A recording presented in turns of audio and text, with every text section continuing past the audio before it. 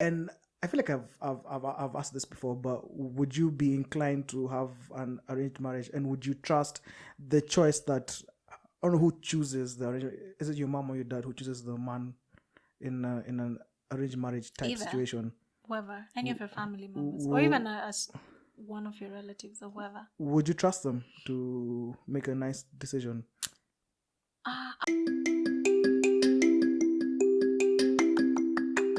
Ladies and gentlemen, boys and girls, welcome to this week's episode of the That's Haraam podcast with me, Rahma Ramadan. Kevin, there you go again with my name. I mean, I know you want to be me, but calm down. Anyway, this is a That's So Haraam podcast. You know, guys, sit down and enjoy the episode. I am going to go and grab my pork. That's so haram, Kevin. Okay, there we go. Ladies and gentlemen, boys and girls, welcome to this week's episode of the That's So Haraam podcast. Fuck, we already even have an intro. Yes, we do. So, no more having to, my name is Kevin Gakere and Rahma Ramadan. You're always the one who's stealing my name. Ati? Every time. See, because I want to be light-skinned. Once in a while. Jikubali mse. Ati? Jikubali.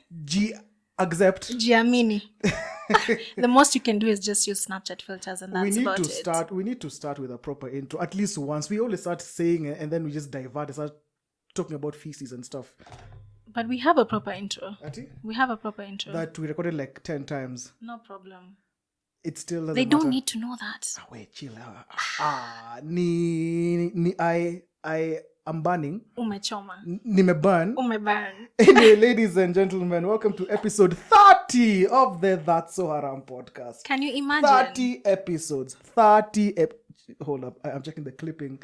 Okay. Episode 28 and 27 will always haunt me. Always haunt me. I mean, sometimes I feel like guys just need to give us a break because we've given them 30 episodes. See, and we started this thing without knowing anything about podcasting. Sisi ni mafresha. Yeah, sisi ni mafresha. Everyone grows, man. Everyone grows. And this is our journey, so. Yeah. So guys, if you are watching this on YouTube and you always see me checking down here, don't worry. I am not looking for rats. I don't have rats. I am just checking to see if we are clipping or not. Clipping is that thing that happens when the audio becomes too high. I think I saw some things just running around your house. Wait, please. Wait. I'm not telling people where you live, but it's there are creatures. It's like an animal orphanage here. We will start recording in your house with your mother there. Listen, we might as well be paying an entrance fee because we are seeing animals and creatures. Like KWS Mukuja, please. We actually have an audience today. We do. We are just walking. We do. We have another day. Well, wait, you stop joking. By the I'll make a start recording at your house. No. Then you will explain to your mother what exactly it is that we talk about. First of all, you will not get into our house. Let's start from there. Yeah. Let's start from there. I will come and say I am Rahma's boyfriend. Wow. Yeah. This is probably the next day you'll see an obituary in the newspaper. We are actually married already, by the way. Wow. She hasn't told you. I will be killed. I will be killed. Mr. Ramadan, your daughter is hiding things from you. Your daughter is hiding things from you. I'm just saying that. The next day you probably see my face on Twitter. And then guys said, oh my God, I was with her just the other day. She was mean to me just the other day. And now she's dead. But I think people would say nice things. But except one certain friend of yours who is sitting right here, he will not say the nicest things about you. That really doesn't matter. So let's just move along. People, I found someone who actually brings Rahma down. He brings her down a peg. You know how like everyone likes bringing you up. Like even every time we post on Instagram, it's always mashallah, dada Ramadan, this one. I like this guy a lot actually.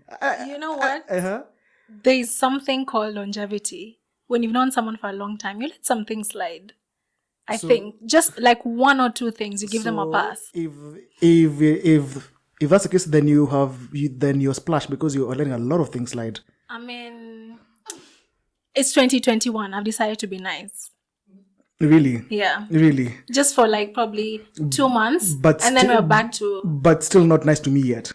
I mean, I've not known you long enough. So what's a cutoff to become nice to you? 20 years? Probably. 20 years? Yeah, probably. You are not even 20 yet. Thank you. I mean, You were by the you were just about to do what all women do, complain about their age. Like me, it's like no, I'm taking it as a compliment. Why can women just stick to what you know? Do you want to be older? Do you want to be younger? When they are young, they want to be old. When they are old, they want to be young. But isn't that everyone though? Because I feel like just because guys don't vocalize it, deep down everyone wishes they had more time and whatever. But why is it that now when we're this age, we want to be older? I don't think you want to be older. Some people want to be older. Do you want to be older? No. Okay. No. Sometimes I wish I was 16 again or 10. 10. 10 is too young. Victor, you had no issues in life. I didn't have to worry about how I am going to pay rent. I didn't worry about how I am going to pay for steamer. I think 10 is too young. I had no worries. I would wake up, go and play with my friends, go to school, come back, fail, get beaten, sleep, wake up. Get beaten. You enjoyed getting beaten? Life was much simpler. I'd rather be beaten by my father than beaten by life. Well, there's some sort of bliss that comes with that age, but I think for me probably around 13, between 13 to like 18. Really? Yes. Really? Yeah. By the way, but you know, like there's that beautiful time when someone turns 18 and become an adult, then then they feel like, oh, I'm mature. I cannot go to the club. I cannot drink. Well, I can't relate to the club part, but as in, how did you celebrate turning 18? Nothing. It didn't mean anything to me. I mean, you still can't even drive a car. So wow. Like, how did you celebrate turning 18? I don't even think it meant anything to me, honestly. It did not. It wasn't something that I was looking forward to do anything that I never did before I was 18. For you, like, no, I remember, have to go and get an ID. Exactly. That was the first thing I was thinking. And I think around that time, the school that I was in was helping you to get an ID, so it was easier. So it was them telling you that next month you're going to get an ID. Because for me, I think I turned my birthday is on November. So January, the first week, they were giving me letters to go and get my ID. Talk about being born with a golden spatula in your mouth. No, I feel like didn't most schools do that though? Hey, nope. Wow. Nope. Okay. Nope. I'm sorry. Audience says no. I'm sorry, guys. You had to go in Manana with the chief there with that line. I did that too. Get there by 5. But what they did is give me like an introductory letter and ask me if I needed anything else to go and get my ID. Do you feel like it was because of the color of your skin? No, absolutely not. Are you sure? Yeah. You sure? Because I mean, I have never gotten such treatment before. I think it was something that our school would offer. Mm-hmm. So even if you wanted to get a passport, they'll make it easy for you. What school was this? Well, a certain school. A certain school. Anyway, so that happened. So that is what I was thinking about. Moving on swiftly. Yes, that is what I was thinking about when I was turning 18. So I just got my ID. And then I was like, oh, okay, so now I can register my line with my name. That is what I was thinking. But back then... do M-Pesa. But back then you didn't have to register. You didn't have to. You didn't have to. But then the line that I was using was probably registered under my mom's or my dad's name. Uh-huh. Yeah. And I think it was a postpaid. I don't remember. Yes. So that's what I was thinking. I can get my own things now. I can. Random question. Mm-hmm. How did you feel the first time you got an M-Pesa? Your first M-Pesa. MDDB14 you have received. Oh yes, I remember. I was doing my internship in Mombasa, and then we were not getting paid. 0. You guys were those guys who were being paid from the petty cash book. No, we're not being paid at all. Adi? We're being paid, and then someone was just eating the money because we're working for the government. I was working at the judiciary. So we were being told that there was an allowance for interns, but someone was just eating the money. So you guys were basically just working in the plantation throughout. We were slashing. Singing just some nice slave songs. Yes. We were picking the cotton. It was us. So then, imagine. And imagine the 2018 people are working in the plantation. It was like in 2016, but yes. Yeah, yes. Very good. Keep exposing your age. Fantastic. I'm sure. They wouldn't know. I'm sure that there are people here who have already figured out your age. It's fine. Sure. I really don't. It's not a big deal. Yeah, it's not a big deal for me, really. So say it. How old are you right now? Say it. I mean, I have said my age, and I'm proud of it. Say it. I'm 26. Hey, who would have thought? Ladies and gentlemen, 2021 is off to a nice start. Yeah. You might actually be nice. You just might. So exposing my age makes me, exposing in quotes, because really I don't have a problem with it. Because nobody knows jack shit about you. You never expose. I'm the one who always just keeps exposing myself here. Oh, the first time I did this. How we got trouble. What has Rahma ever talked about? Well, I mean, I don't know. So 2021 is off to a nice start. Maybe next time she may talk to us about who she might or might not be seeing. Who knows? Who knows? Just as long as, please don't be those people who get married and get pregnant and then I find out the day before. Probably. I'd call we you. Have a mutual friend who did that to me, by the way. And she also listens to this podcast. By the way, if you know yourself. If I have still caught feelings. Hey, reach out to him, please. I have still caught feelings, by the way. Yeah. So please, just don't be those people who will go get married and then I'm realizing when I'm seeing it on Instagram. I'll probably call you like 2 days before. I think that's ample notice, right? Right, great. Okay. I mean, you already have a suit. What else do you want? I will pull up in slippers just in protest, by the way. Okay, this is how you don't get let into my wedding. But your wedding, either way, I can't come for it. The one where you're there, I can't.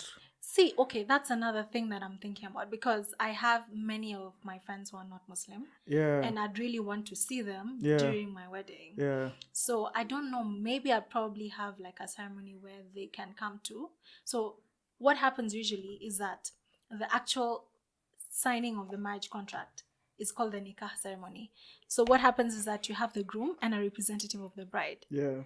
Who is probably the bride's father or an immediate male family member who is from the bride's side. Yeah.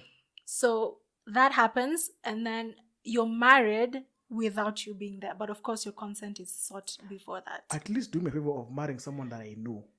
At least what are the probabilities, though? I mean, it's you don't know very good Muslim men, do you, Kakere? What are you trying to say about my Muslim friends? I don't know. I'm just asking. It's a question. Abdi, someone is coming after you, and luckily he is not from coast. Well, okay, yeah. That probably takes one bus. By the way, poor young men from Mombasa, you guys have no chance with Rahma. I'm just saying that for a fact. So, but I was telling you about the actual marriage ceremony and how I want to incorporate my friends. Leave the boys alone. You have been called boys. Boys. That happens, and then now the groom comes to get you from your house, right? Yeah. So all that, it doesn't. All of that, the men and the women are separate. They're separate. Yeah. So now when the groom comes, it's just your family only. And then later, if you want to have a reception, mostly what happens is that the men are in their own venue, or maybe the reception is just going to be for females only. Yeah. Right? So through all that, I probably won't see my friends who are male. Yeah. Right? So what people sometimes do is that they either have the actual marriage contract thingy in a place where it's not a mosque, so that the groom and the bride can do their vows together in person, right? So normally that's like a family thing. Oh, close friends and family. I thought that it was like a garden wedding. Yeah, you could. I mean, once you get out from the mosque, you can do it anywhere, and then you can have both men and women there. Yeah. So that would be something that would be interesting to me. Right. I have a question. Mm-hmm. During the female ceremonies, do they play Single Ladies by Beyonce? They play all sorts of songs. Even, does it have to be Muslim songs? No, I mean, people get down, because this is the only time where guys can go out and like party in some sort of a club setting. I would love in a halal way. I would love to see that single Muslim ladies party. Also, Bachelorette party, halal edition. Yeah. I mean, our weddings are pretty lit. Some of them even have like a live band with musicians performing, like Tarab people singing and everything. It's a big deal. It's a big deal. Do they do the thing where the man has to remove the garter from the ladies? No. Gosh, with no. the teeth? I mean, if the man is going to be there, that's like, that's very explicit. If the man is going to be there, he just comes in. Well, okay, so if during the reception, it's just women only, right? Yeah. So people come in either for lunch or for dinner. Well, dinner before Rona. Yeah. So lunch, it probably starts at like 1, right? So then guests come in after like an hour or an hour and a half. The bride comes in, and then people take photos of bride. People dance with the bride and everything. And then if she has a change of clothes, probably like 1 or 2 other outfits, she does that. And then maybe towards the end, like an hour before the reception is over, the groom comes in, and he just basically comes in to take the bride. So he just come in with his friends, maybe like 4 of his friends, like his entourage. Sometimes the women don't allow that, so the groom comes in by himself, or maybe by his sister or by his mom, with his mom. So he comes in, goes to the bride. It's very different from the normal weddings or the Christian weddings, where the groom, the bride comes in after. For us it's opposite. So then he comes in and then probably take photos with the people together with the bride, and then dance and then leave. It's very short from when the groom comes in. Yani you are a pariah at your own wedding. Imagine. Wow, must be nice. Yeah. Must so be really so that's just nice. what goes down. So throughout that, the men and the women really don't mix. So if at all you have male friends, you probably won't see them and they won't see you during the wedding. Would you consider that oppressive? I think it's more cultural and of course a bit of religious, because you want the women to be free during a wedding. You want them to dance. They obviously don't want themselves to be closed. I mean, people have dressed up for this. They've made their hair. Why can't they dance in front of their husbands? Well, because it's the husbands and many other people. Yeah. So it's considered, no, it's haram actually. That's so haram. Hey. So also like showing their bodies, because this people, yeah. Hold on, what? People have worn like tight fitting clothing. Oh, so showing the bodies in the halal, because when you say showing your bodies, I think of us as something very different. No, people have worn like very nice fitted dresses, off shoulder, their hair's out and everything, legs out. Yeah. So then you have men there. They won't be particularly free. They won't enjoy the wedding. So I think that actually is the premise of having separate functions. And like funny enough, in like I don't call it the Christian, but like the normal wedding where single men and single women are together, people go there to hunt. Oh yeah. No, even Muslim weddings, people go there to hunt. I've known so many people who met their spouses during weddings. So thing is, the guys hang out in the parking lot, because most of them have probably brought their wives, so they're just chilling for their wives. Or maybe it's the same venue for both of them, but just different halls. They are not doing the parking lot pimping type thing. No. It's just maybe you have brought me to the wedding. Yeah. Maybe my friend, my brother, or my husband. Yeah. And my friends are there. So then maybe we've come together or we've seen each other there. So when we're leaving, you see someone, or you see one of my friends, like, oh, who's that girl? Or maybe your friend sees one of my friends. Because I feel like it's so easy for a Muslim man. It's just, who is she? Yeah, can I talk to her mother? Exactly. Next, you are my. Not even can I talk to her mother. Do you know where they stay? Yes. Yeah. Okay. Lazima then I'm gonna send your mother. Yeah. Lazima urushe lugha. Hey baby, I work in a bank. Kumbe you are a teller, but you don't mention that. Just send your mom to pimp yard. Would I really trust my mother's choice? Let me tell you, the things that I've heard mothers say about their sons, and when you look at the son and you know the son, you're like, wow, that's far from it. At least for me, I feel like my mom would be accurate. Really? Yeah. But then, how much of yourself does your mom really know? Not much. Exactly. Not So she much. might be saying things that she thinks are true, but not necessarily what your values are right now. Yeah. Right? Yeah.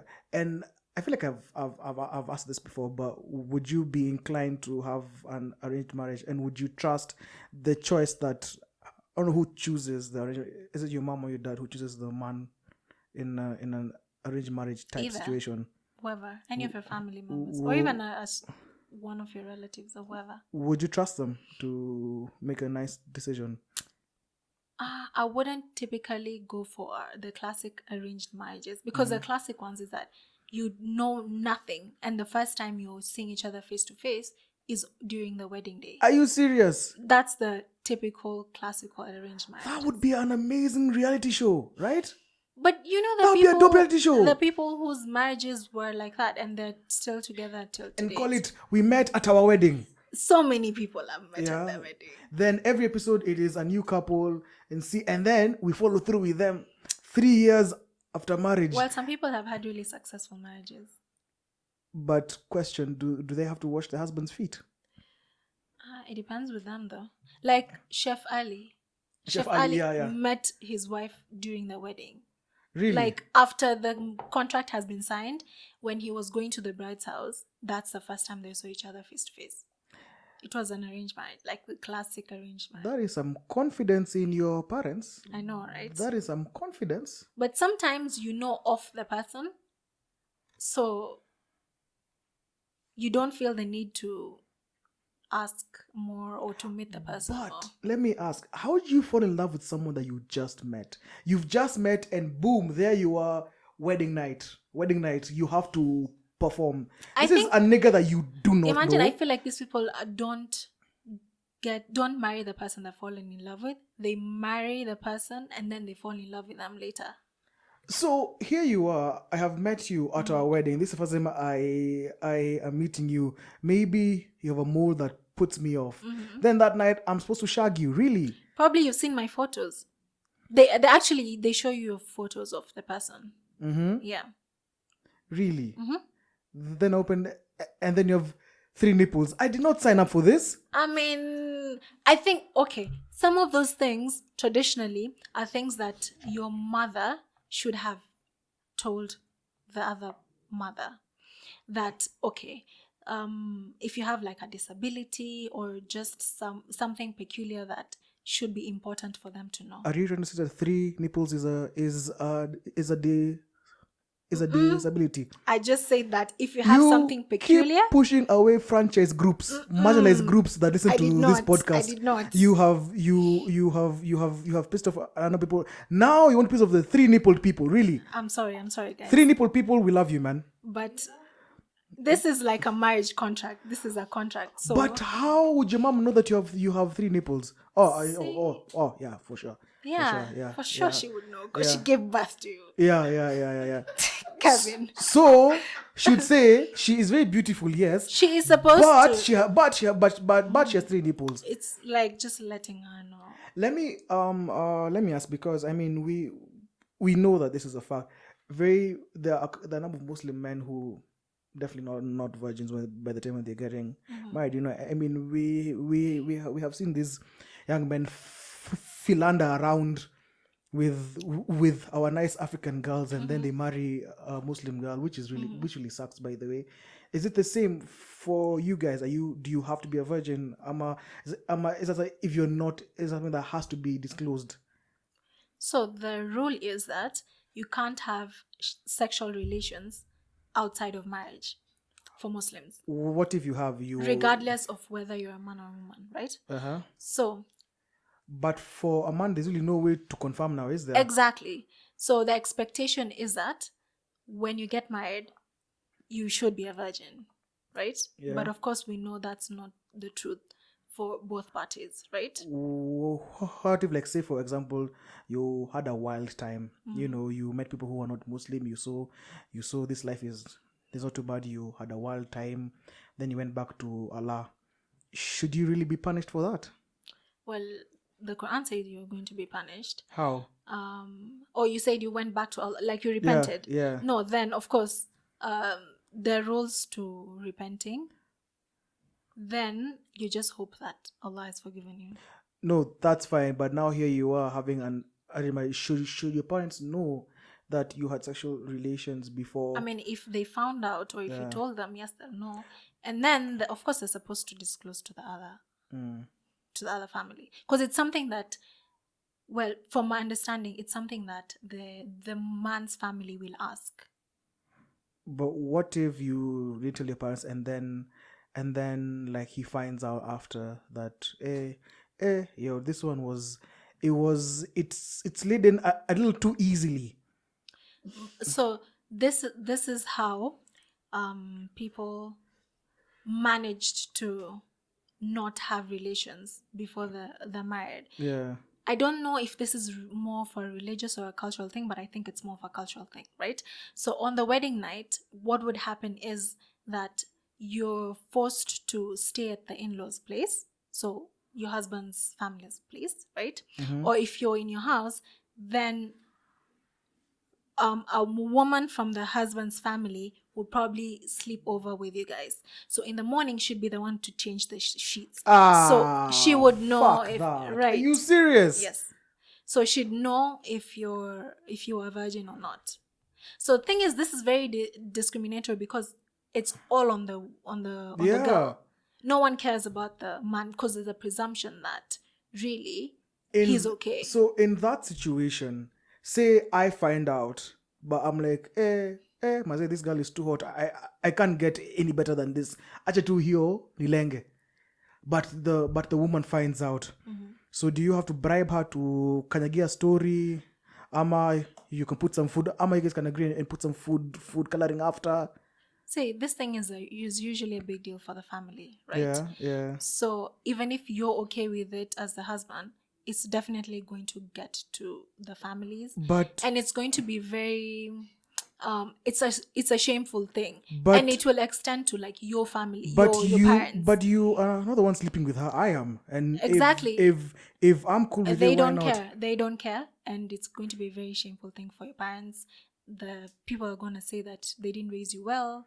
Shameful thing. Yes. Have you seen how many bodies some of these girls out here nowadays have? So now, I mean, that's very oppressive, first of all. Like the whole practice is very oppressive. And it's very one-sided. Yeah. I think it's more of a cultural thing. Yeah. But I can tell you that some people do it till today. Like you can find that you're married and your in-laws expect you to spend like the first few days of your married life in the in-laws' house. Not because they're happy to accommodate you, no, but because they have to check whether you're a virgin or not. How do you have sex in your parents' house? And what if she is a screamer or he's a screamer? It's 2021. Some of these things are very cultural in that the guy is told that you have to do because we need to see if the girl was fooling around or not. So what if she was? Some girls are even returned back to their families because yes, it's a big deal. It really is a big deal. So do they have to ask for the receipt? See, that is the receipt. You remember that there is a family, there's a woman, a lady family member of your husband's family who stays over with you, or maybe she'd come in the morning and inspect. That's some bullshit. I mean, like, yo, I'm a guy, but that's some bullshit right there. That's some bullshit. It really does happen. Why are you shocked? Ati unarudishwa kwa mzazi. Cheki maze nini, huyu hapana mukona ingine. And yet the person who's sending back the girl has been out there doing all sorts of things. And the mother knows. Muslim men, we know what you do. And of course the mother knows. We know what you do, man. But when she was pimping him out, of course she didn't say that. She pimped out the son as a perfect man. And of course, there are other mothers who don't know because, I mean, we all know that there's some people who live double lives and the parents really don't know who they are. So, I have very many names that come to mind, but you know what? I ain't no snitch. And these are the people that you want to introduce me to? Wow. I still owe you a blind date, by the way. No. You forced me into this. I did. You volunteered. I did not. You volunteered. Ladies and gentlemen, if you guys don't know, Rahma Ramadan agreed for me to set her up on a blind date. And I absolutely. That's because I know 100% you can't get someone who's just normal. Yeah. Say less. For lack of a better word. I got you. Though I asked you, man, we should record. You know what? The choice is not now up to you now. Ladies and gentlemen, put it down in the comments or we shall put it up on our Instagram. If you want us to record that blind date, please let us know. I mean, I agreed to this thing. You can't. And again, ladies and gentlemen, it. my DM is still open. If you want to just at Rahma, camera person, zoom in on Rahma. You know, angalia hii mali safi. Mali Safi, Mali Brown, you know. Before we start recording, my dear person is probably not on Instagram. So. Yeah, who you? So hey, I'm not even looking. I'm not looking. So if you want, if you like a shot, please reach out. I'm average length. Look at him just pimping me up over here. Now, reach out to me on DM at Kevin Gekere. Put your CV and say what you would bring to the table and what your bank balance is and how much you're willing to spend on Rahma. Wow. Because guys, we need lights. We need equipment. We need equipment. We need a bigger studio. We just got in this studio now. You want a bigger one? Yeah, we need a bigger studio. You see, you can never satisfy women. You can never satisfy women. I just want us to grow, man. I have the best interest of our podcast at heart. Yeah, so you would agree with me that people need to send their bank balance and how much you're willing to spend on Rahma. Sure. Yeah, exactly. For the sake of our podcast. Get yourselves a co-host like this. Co-host kama huyu. Get yourself someone like this. You're there for the food and you're saying I'm there for the food, but I'm there for the podcast. You are there as an investment opportunity. Exactly. I am the partner that goes out to get the money. Speaking of bank balances and everything, there's this thing that I haven't seen really anywhere else, just mainly in Africa.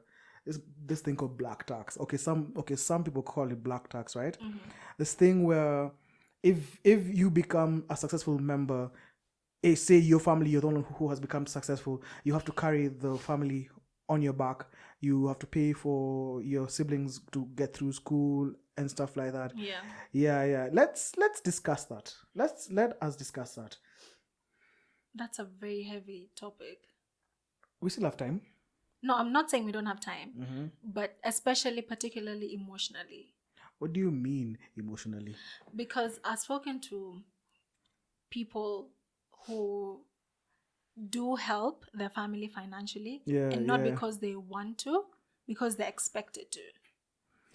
Because you have made it, and they're relatives of yours or even your immediate family who haven't gone to school or they're in school and your parents can't pay, or maybe your parents are not there. So you're expected to do that because you've made it. Mm-hmm. You're one of the few who've made it out from the family. And if you don't, then you're seen as a bad person. And most of these people feel bad or end up resenting their family because they fall back and they can't really grow as a person. So you see, probably you're earning a 6-figure salary, right? But then the amount of people that are dependent on you, and you even have maybe your family, you have siblings, you're probably looking after like a whole village back home, right? But they all think that you have a gold mine in Nairobi and you're living your best life. Kwanza, that notion that anybody who lives in Nairobi has money. They should just come here and say. Oh my. Yeah. So you find that you're compromising on a lot and you're having to scale back on so many things such that all your salary goes into your expenses. You're even barely making it there, and you have to send back money home and take care of so many other people at home. that you're left with like zero savings. You can't do anything. Can I maybe think I have a different opinion on that. The reason why I like it, not that you have to, just the community around, is that's what makes us African. Like literally in the US, your neighbor can be dying of hunger and you have no idea or don't really care. In Africa, it's very easy for my neighbor to come to my house and be like, "Yo, I don't have any food. Do you have any food?" But I think that's different from black tax, but please, neighbors, let me tell you, there's this one time. It's a Monday night. I have gone to sleep because I want to wake up early the next morning. This is where I was living before. Someone comes to my house at midnight, rings my doorbell, ask me for tissue paper. Now that's not African. That's just lazy. But like that's what makes us African, that you have to take care. But I don't like that aspect that you're forced to.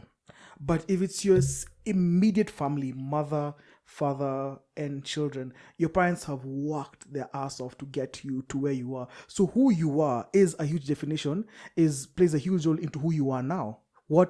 How they raised you, right? But the way you have to take care of your siblings, which is fine, until your siblings start getting, because some siblings start getting lazy.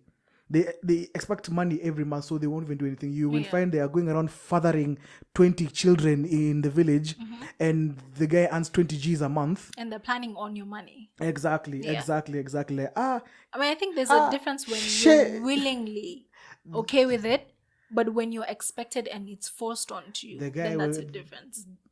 The guy called, Semeji, unajua I have got another child or some bullshit like that. So it's a catch-22 situation. I respect, because I have friends who actually do that. Or I have friends whose parents are taking care of other people's kids. Maybe they can afford school fees and stuff like that. But it's just like how they say, give a man a fish, you feed him for a day. Teach a man how to fish, you have needed him for a lifetime. But some siblings end up getting so comfortable in that they don't want to work hard. Now that's where I draw the line. But if it's generally like your parents have struggled to get you through where you are, and you're here living your best life in Nairobi as a CEO or a socialite, I don't know, and there you are living in Karen, and your mom and dad are living in a hut in where? In Western or something like that. Yeah, in Nyanza. Apparently I hear most laws that's like fucking shame on you. Shame on you, man. Yeah, that's absolutely not the case. Yeah. I think most of the people who I know have said that it hasn't been the best thing for them. And of course, they've ended up resenting their family, and they're just miserable because of it, and they're not where they should be in life, where they think they should be in life because of it. Is more to do with like the extended family, who just expect you to, dish out cash because you made it, And a lot of them have also said that they end up understating what they're earning to their family, like. If your parents ask you, how much do you earn, or your family asks you how much do you earn, so if you earn 100,000, you probably say like 50. How would you start telling your parents how much you earn? Or there's some people who ask. Never tell them. I don't there's think some people who ask. Actually, especially, most people have found that want to plan for your money, so they need to know, and it's probably like a sneaky thing. Yeah. So then they understate what they're earning because they don't want to seem like they have extra cash to give. And those people ask you earn a lot of money and you don't have a family, you're not married, you don't have kids. Unapeleka wapi hiyo pesa ingine? Or because now they see like you don't have a responsibility because you're not married and you don't have kids. Now you should give out money because they feel like you have all this money. If it's your mom and dad, mom and dad, I wouldn't feel bad. That's out of the question. But ati Uncle Joroge is asking me ati how much I earn. The fuck do you want to know that for? There's some people who really don't even disclose to their parents how much they earn. My parents don't know how much I earn. Yeah. Except one who has employed me. So yeah. But other than that, yeah, exactly. I feel like sometimes we speak so much from a situation where it's not even the norm, because most of these people out here have terrible relationships with their parents. Their parents are actually very toxic in that they can't they would rather lie to them about how much they earn Yeah. than just be open and tell them the truth. And it's like, I think it's just a matter of education as well, because there's a father, you'll tell how much you earn, and he won't pang up for your money. He'll be like, now what I suggest you do is that part of this money, put it aside, put it in T-bills and put stuff like that. That way it'll grow. Yeah. But as like, at you're earning what? Sa yani na unatumianga 5,000 peke yake. Right. You know, there are such people. Or they bug you every time. Send me money, send me money, send me and that money. is why I feel like we really need to have that financial podcast by there. And guys, it's coming soon. It's coming soon because people trust their parents for so much, but maybe the parents don't really know. Like some parents will tell you to open a kiosk. Some parents will tell you buy an Uber or something. Or maybe like that, there's some that are drinking away all the money, and now they're looking for another source of income from you, right? I think when COVID started, there's so many people who are running businesses, and there were so many articles going around, entrepreneurs talking about how they're dealing with COVID, and then also dealing with black tax. So that's the point where I became very aware of it, because now entrepreneurs were giving tips on how they built their businesses, even though they were expected to give all this money to help their families financially. So there's so many people who tried to work around it, but still they say that it's very difficult. And there's also another aspect of business. Say you have a business, and you are like, your parents are like, employ this person, employ this cousin of yours, employ this person of yours, and these people come to your company and they feel so fucking entitled, and they don't even have the qualifications. They don't do jack shit, but the guy is there threatening people, telling them, you know who you need to. Funny enough, by the way, where I work, we don't employ any relatives at all. It doesn't matter who, we don't employ any relative at all. That's a rule that my dad put up, and I stand by it as well. Yeah. Because the moment you start having that kind of thing, the other employees will know that, oh, who you knew are, he's from the same family. He'll threaten you. The guy probably didn't even know. So it brings about the question, black tax, it's not too bad, but how do you support your black tax? Do you employ your people, or do you use your connections to get them jobs? I think that's better. The second option probably is better. But maybe your family won't see it like that. Maybe your family wants you to employ him, But then what do they want? They want a job and they want to earn money. Then I'm just going to give you but where none you of them want to come to your company so that they know how much you make exactly. No. Just go somewhere else. But maybe people do that. Like, I have friends who have employed their relatives, and it never works well. It never works well. You find he's on who's the laziest. You find he's on who's actually stealing from you. They really never work. Many of them are. What are you going to tell them? You're expected not to take them as an ordinary employee, so they can't be subjected to like disciplinary measures. No, they should be. Well, they should be, yes, but there's an expectation that because they're family, you can't subject them to the normal disciplinary measures. Is it your business or your relative's business? Ni biashara yako ama ni biashara ya Uncle Njoro? He's entitled. No, he's not. He's fucking not. No, I'm saying he comes there like he's entitled. So of course you can't do anything. That's the thing. That's why I'll just send you somewhere else. Man, this black tax is a catch. It's like a catch-22 situation. It because really is. Can you really avoid black tax though? Can you really avoid it? I know there's some people who choose not to, other than their parents and their siblings. But they just don't. But that's still a form of black tax. So can you really avoid black tax? Yeah, that's also a form of black tax. I think you just choose. You just choose what you want to support. And immediately after you choose, then you shouldn't think about it as a bad thing, because then it would affect you mentally, definitely. Because you'd be at work thinking, I'm just working for other people. This money is not going to benefit me at all. Yeah. And if you're constantly working hard at your grind and you're not seeing the fruits of it, it can really mess you up. You probably end up resenting what you're doing, the people that you're working, quote unquote, for. By the way, I feel like I'd want to hear from the audience. So, ladies and gentlemen, If you wanna DM us, how whatever you could just let us know what you guys think about black tax in general. Is it a good thing?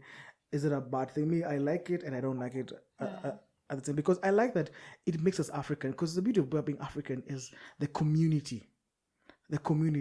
You know, like how those days, if you were caught doing something bad, your neighbor would whoop your ass. Yeah. And take you to your mother, and then your mother whoops your ass as well. But I'll walk around and find my neighbor's kid out there doing cocaine, and I can't do anything about it. You can't do anything now. I go and slap something away. What are you doing? Taking these bad things. Then your mother was come and beat me, but your son was on doing cocaine. I think I like the Africanism of ours I like before that. then. But I don't know, now you can't do that. You can't do such a You cannot touch somebody's child. Yeah. It's like I was talking to my friend's younger brother, right? So he was telling me how in their school they aren't beaten. I'm like, you guys aren't beaten? Like, no, the teacher can't beat us. I was like, really? Really? As that moment your teacher tells you go and sit at the parade ground. And you know the parade ground is right next to the principal's office. Woo. You just know. I know some people who are beaten even all the way through high school. Yeah, I was one of them. I'm sure. I'm sure if Satmo allowed, we would also be beaten in uni as well. Please walk me through how a grown person who is probably in Form 4 gets beaten up. Let me tell you. See, it's discipline. And for me. So what have you done at that point? Maybe what have you done? Maybe you know teachers. The beautiful teachers. They don't discriminate.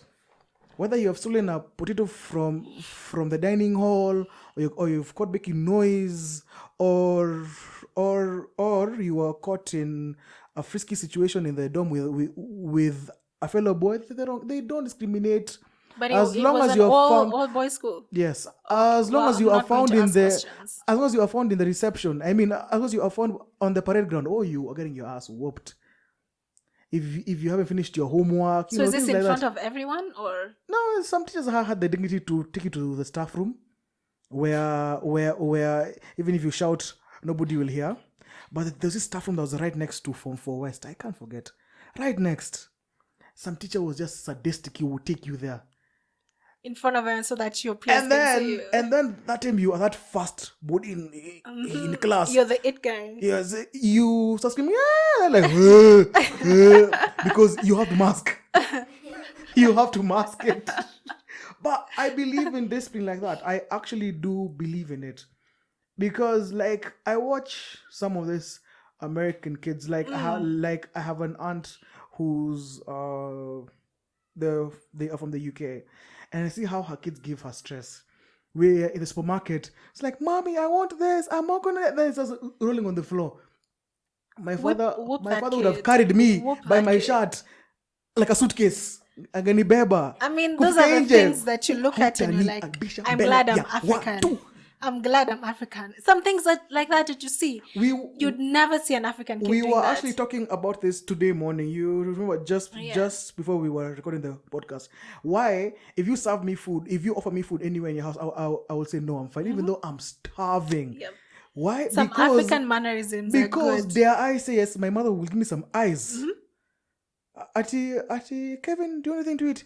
Yeah. Mom gives some eyes like, no, you know what? I think my stomach is just aching. No, I'm fine. So uliambiwa usikule kwa watu.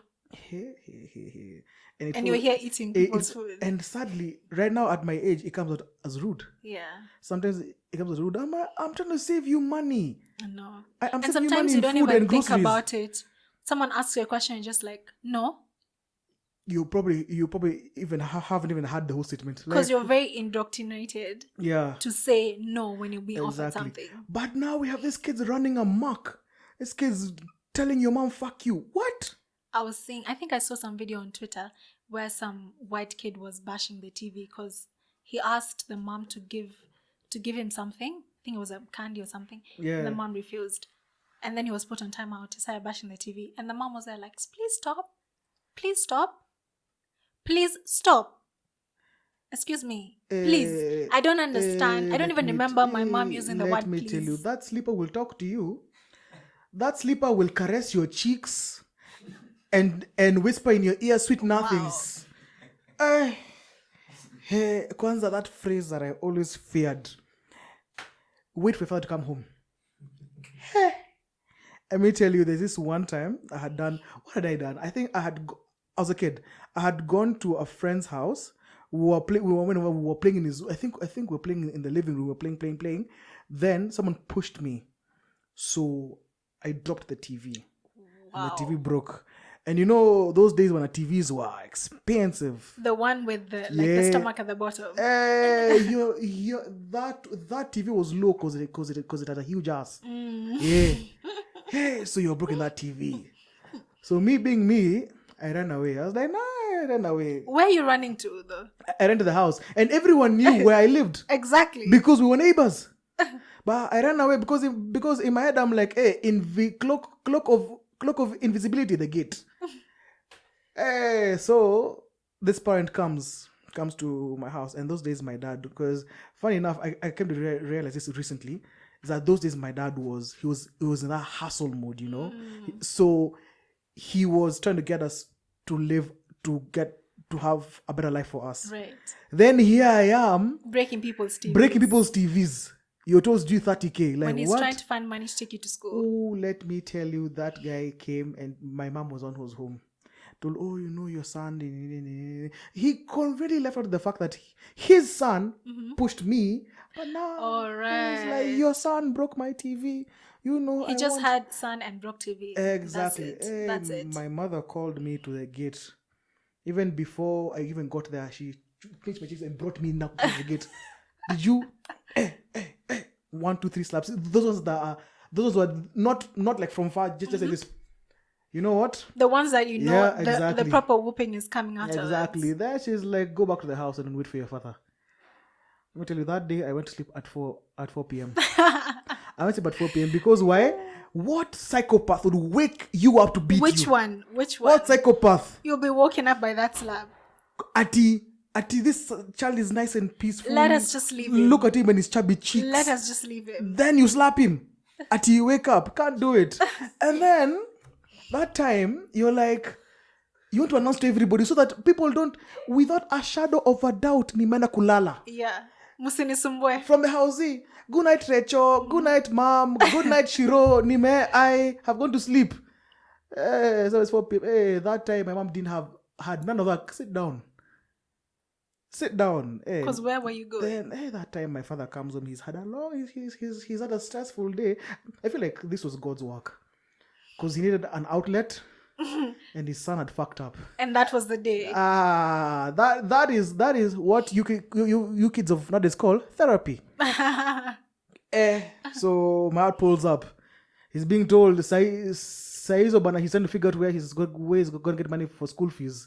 Because we have given a letter like, don't bring a child to school. Then here he is breaking a TV. Wow. Nitalipa school fees ama I will buy a TV.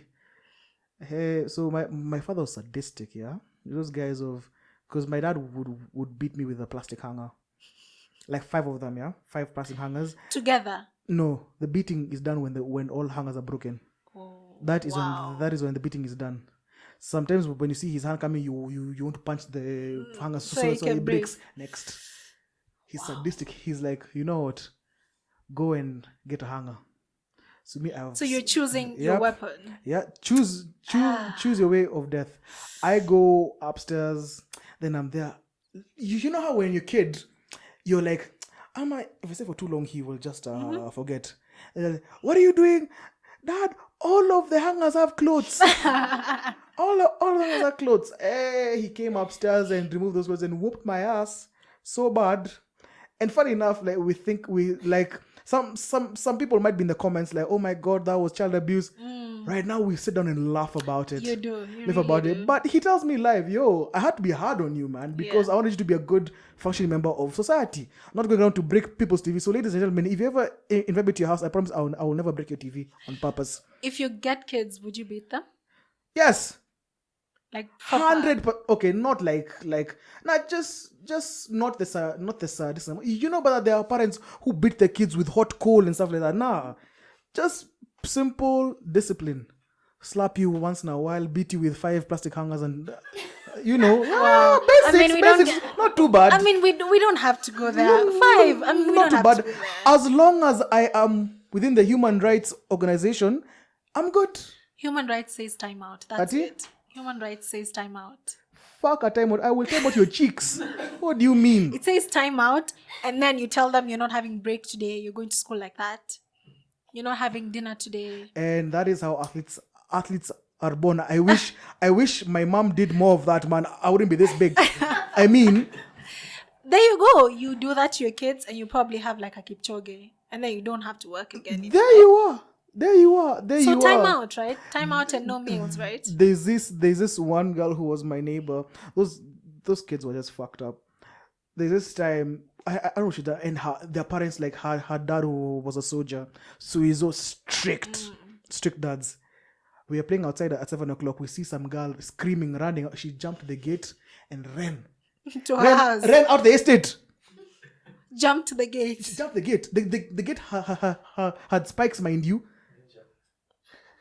You know that if she's not an athlete now and a marathoner, I don't know. Steeplechase or something. That's a waste of talent, man. She is probably just she's probably a nurse somewhere. I don't know. But yeah, she just ran out. She just ran out. So would I ever beat my kids? Yes, I would. I would whoop their asses. Sorry, Kev's kids, if you're listening, I'm sorry. Kev's kids knows. They know, but I wouldn't be sadistic about it. I'd do more of dialogue. Okay. Yeah. I mean, I will tell you once, like you once do this. Second time, okay. Yeah. Third time, I will leave you with a slipper to have a conversation. Talk to the slipper. Yeah. Tell it all your problems. Therapy. So you probably be the bad parent. Probably. Yeah. Definitely. But the moment you turn 18, I will take you for your first beer, or quote unquote first beer. Yeah, all that. But I feel like most dads, when the kids come of age, it's like a switch. Yeah. They tend to have like a more adult relationship. We were actually having now. this same conversation with someone just today. Same thing.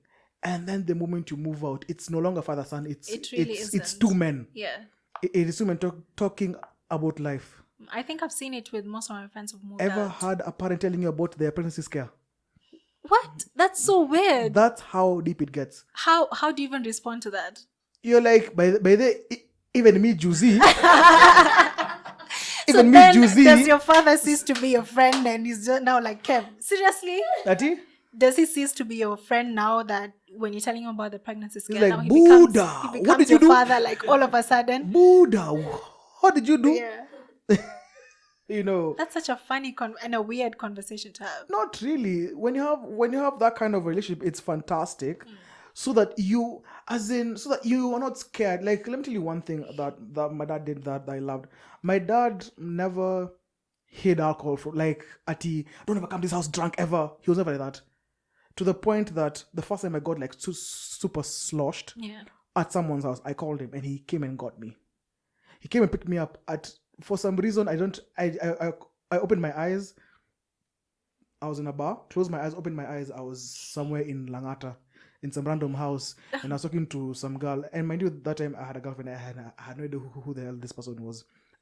The alcohol made me teleport. There I am. I have no idea where I am. But when I call my dad, I give him the exact directions. I don't know where I am, but I give him the exact directions. Come to NHC, gate, second gate, blue gate. So he comes and picks me up. So I'm crying, Dad, I'm sorry. He's like, no, you're crying. Fine. Hey, the alcohol had hit. I had mixed Guinness and Viceroy. I mean, I like the way all this time you're just blaming the alcohol.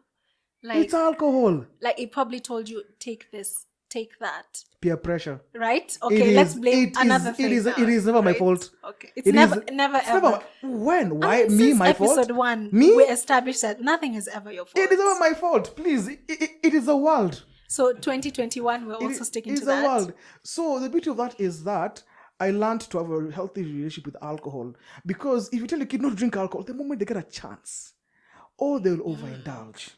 They will overindulge and come to your house, in Probably that not state. even come to your house. Or you may find, because they're scared of coming to your house, they go to a questionable person's house. Right. Yeah, as in just to avoid that. Like, bro, come on. Be open with your kids. I mean, I'm sorry, I don't have a teleporting story about me drunk because that's just not what I do.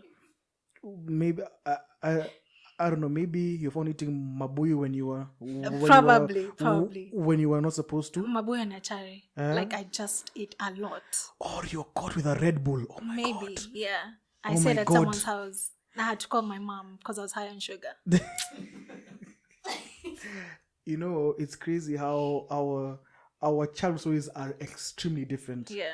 Are extremely different. Me, the moment I turned 18, there was this club in town called, what was it called? Lifestyle Lounge. Was this a Nakuma Lifestyle Yes, building? Okay. yes. Lifestyle Lounge. What was the name of the club? Secrets Lounge. There's another one that I saw people talking about on Twitter. That's the one that I'm that apparently it had a shisha joint and everyone used to go into it. Oh, Zaytoon. I think something like that. Zaytoon. Because guys were talking about how Lifestyle was the joint back in the days and everyone was hanging out You are in class, Strathmore. I was doing CPA. Friday, 12 o'clock, because me and my boy are like, Buddha, so where are we meeting? So, because they're in because in Strathmore, you have to go home and change into home clothes. But you're already in home clothes. You are in uni, but you're changing into home clothes. Because there you are, it's a Friday, but you have a suit and shoes. Because we had a dress code, yeah. Yeah, because a dress code. So you go home and change, but come on, in the latest jeans and sneakers, there you are. Go to the liquor store in Lifestyle, or start with the Chinese bar that was on the first floor, where they sold disgusting shots for 100 bob. I mean, I like the way you're giving me exact directions because I would know. You were... I thought I saw you there. I was probably a Nakuma. That's the only thing I would probably go. You did not have your hijab on. Hey, wow. Hey, I look nice, eh? You were there down in Chinese shorts. Hey guys, it's a joke. It's a joke. It's a joke. Please do not. Can't be having people calling my mom. Hello. Yeah. See, there was a confession. Hey, nah. Rahma's Haraam friend. It's a joke. Was cussing while he was telling this story. Yeah, it is a joke. This is how husbands just leave. Please. Please. What husbands? Wow. What husbands? All right. Cool. Yeah. So those are good days where you would leave the club on Lifestyle so drunk, but by the time you walk into your stations in Office Center, you're sober. My trick was leave the club stagger, get into Lifestyle, get to Nakumat, buy a liter of water. By the time I'm getting to Office Center, I'm sober and I'm good to go. Yeah, but then the distance was so long. It was like a stretch, because imagine from Ada and then from Strathmore, and then you get a mat that will drop you at Afia Center. Yep. And then you have to walk like for 15-20 minutes. Yep, exactly. For what? No, it was like a 35-minute walk. Yeah, depending on how fast you walk. Mukopare. Okay. That's just... Stay home. Well, I mean, there was Nairobi West. A lot of people used to drink at Nairobi West. Funny enough, I was in South, but I never drank at Nairobi West. Okay. I had standards. Oh, excuse you. I could drink at Metro, which was literally a hole that had no ventilation, and 19-year-old kids that were general, the walls would sweat because that's how packed the place. But for me, Nairobi West, no. Because you're too bougie for that. Yeah, Nairobi West. All right. No. I will go and make out with girls in the middle of an alley where guys are peed, but Nairobi guys West, are peeing. You know. Not at all. You'd rather take a 35-minute walk. Exactly. Okay. Exactly. Standards. I've seen your standards. Exactly. And then that moment where you've convinced a girl that, hey, you're hot and heavy. Let's do this. Where are you going to do it? Where? Those alleys along where Lifestyle was. Those were such disgusting alleys. You want to go and smash it in an alley? No, that was such disgusting alleys. I did alleys. see some people smashing an alley. Many people. Dirty people. Was it even hygienic? That wasn't. It was disgusting. But me, I had gone to preach the word of God But till to date, those places are very dingy. Like the actual streets around the lifestyle place are very clean. You can even walk with your phone out. It's very safe. But then the very small, narrow alleyways in between the buildings are just nasty. Now, that alley behind lifestyle, when we were that age, you would never go there. That's where the Odis were. Ma Odi wa Moranga wa Mekamna Mandom. Those guys. Actually, I was saying in the midst of all those threads, people talking about their experiences with the lifestyle building. Someone was saying that there's a guy who constantly just sells socks. At the entrance, and he's the dealer. And he had dreadlocks, Kwanza. Yeah, people were saying that. Was it true? He sold socks and weed. Yeah. Oh, perfect combination. You smoke some weed, you feel cold. So you just buy both of them. Yeah. Like, nipatie moja na ipea moja. Exactly. So you're set. So it was buy one. So it was buy one get one free kind of. How much would they sell the socks? Like 50 bob, 100 bob or something like that. So if you're going there as someone who's buying socks, at what point does he tell you, I have other merchandise? I'm interested? No, he would not tell you. You would just know. How would you know though? See, maybe someone told that, hey, that is so says him, hey, Buddha, and now the socks now your stuff. So you never say it. You will never say, hi, I would like to buy a pair of socks and some bangi, please. Mm-hmm. Never like. I'm trying to imagine this transaction. Like, how did he even start the business? Because there's a point where you're like, now Zaista. He was a proper businessman because he knew many girls who were coming on Fridays were these young kids. And many of these young kids, what do? They smoke bangi. Many of them do. So Beshara for him. Yeah, there you go. Then he told one person, spread the word. That's it. Yeah. Okay. Apparently it's there until today. Really? Yeah, that's what guys were saying on Twitter. This was like in November when that thread was going around. This was in 2012, and there were different people, 2011. Yeah, and there were different people saying that he dressed really sharply. He was very, very clean. 8 years later, he has even opened like a boutique somewhere that sells socks and puts weed inside that. Apparently, still on the streets. Still on the streets. Yeah. You guys giving him business. Where Ati, you guys. Where? You were a customer, please. I don't know what marijuana is. How dare you? Not. How dare you? You heard it here, guys. You heard it here. Mimi ni mtoto wa Mungu. What do you mean? PK. PK ni? Pastor's kid. Fuck you, man. Like, why are you cursing right immediately? You said mtoto wa Mungu. Wow. The irony, ladies and gentlemen. Yo, Rahma Ramadan. That's so haram. Rahma Ramadan, 1 hour, 6 minutes straight.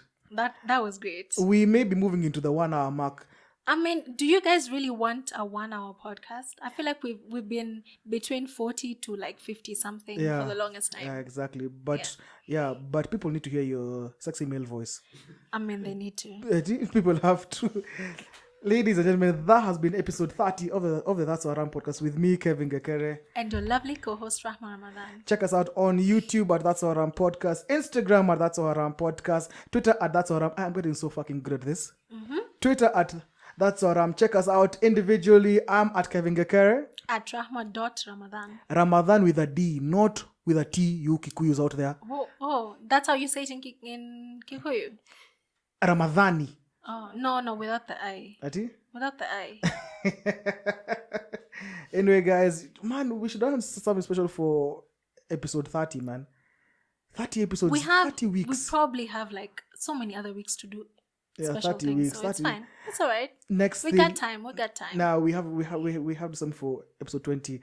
Guys, we have something planned out. For episode 20? No, like sorry. I mean like 100. Oh yeah. We have some stuff planned so you check it out. So check us out. I would suggest you subscribe to our YouTube channel at That's Haraam podcast on YouTube. You definitely have to subscribe. I like the way this time it's a suggestion and you're not threatening people like always. New year, you new do. me. Oh wow, it will last for like 2 weeks, but it's fine. Exactly. Then I will be back to threatening to break your kneecaps. Anyway, subscribe, guys. We have some wonderful stuff planned. We might be doing skits, We may be having a let's talk with Rahma. Oh, my camera person is busy telling me to look at the camera. Hi, can you see me?